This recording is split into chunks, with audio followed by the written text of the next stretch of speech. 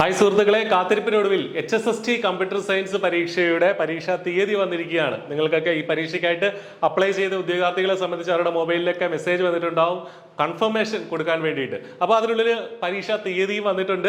August 8-ാം തീയതിയാണ് പരീക്ഷ നടക്കുന്നത്. ഓഗസ്റ്റ് 8-ാം തീയതിയാണ് പരീക്ഷ നടക്കുന്നത്. ഇതിപ്പോൾ മെയ് അവസാനമായി.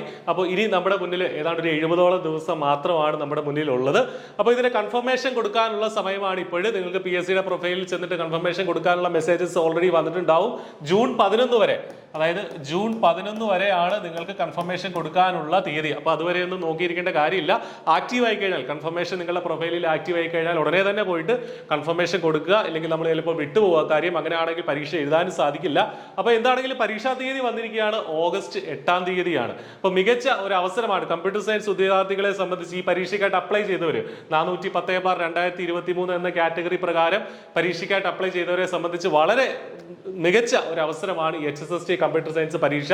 ഹയർ സെക്കൻഡറിയിൽ, സംസ്ഥാനത്തെ സർക്കാർ ഹയർ സെക്കൻഡറി സ്കൂളുകളിൽ കമ്പ്യൂട്ടർ സയൻസ് അധ്യാപകരാകാനുള്ള ഒരു ചാൻസ് ആണ് ഈ പരീക്ഷ വഴി നമുക്ക് കൈവരുന്നത്.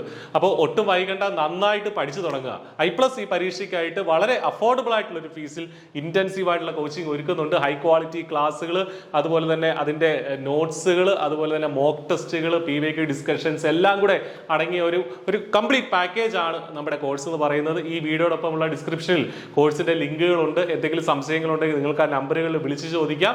അപ്പോൾ ഒട്ടും വൈകണ്ട, നിങ്ങളുടെ പഠനം ആരംഭിക്കുക. ഇനി 70 ദിവസം മാത്രമേ നമ്മുടെ മുന്നിലുള്ളൂ. അങ്ങനെ വിചാരിക്കേണ്ട, കാരണം 70 ദിവസം കൃത്യമായിട്ട് പഠിച്ചു കഴിഞ്ഞാൽ നിങ്ങൾക്ക് നല്ലൊരു റാങ്കിലേക്ക് എത്താനും സാധിക്കും. ആ രീതിക്ക് നമുക്ക് ചിന്തിക്കാം. കൃത്യമായിട്ട് ഒരു ദിവസം ഇത്ര മണിക്കൂർ വീതം പഠിച്ചു പോവുകയാണെങ്കിൽ, ഒരു സ്റ്റഡി ഷെഡ്യൂൾ പ്രിപ്പയർ ചെയ്ത് മുന്നോട്ട് പോവുകയാണെങ്കിൽ നല്ല റാങ്കിലേക്ക് എത്താനായിട്ട് സാധിക്കും. അപ്പോൾ പഠനം ആരംഭിക്കുക, നല്ലൊരു അധ്യാപക ജോലിയിലേക്ക് എത്തിച്ചേരുക. All the very best. Thank you.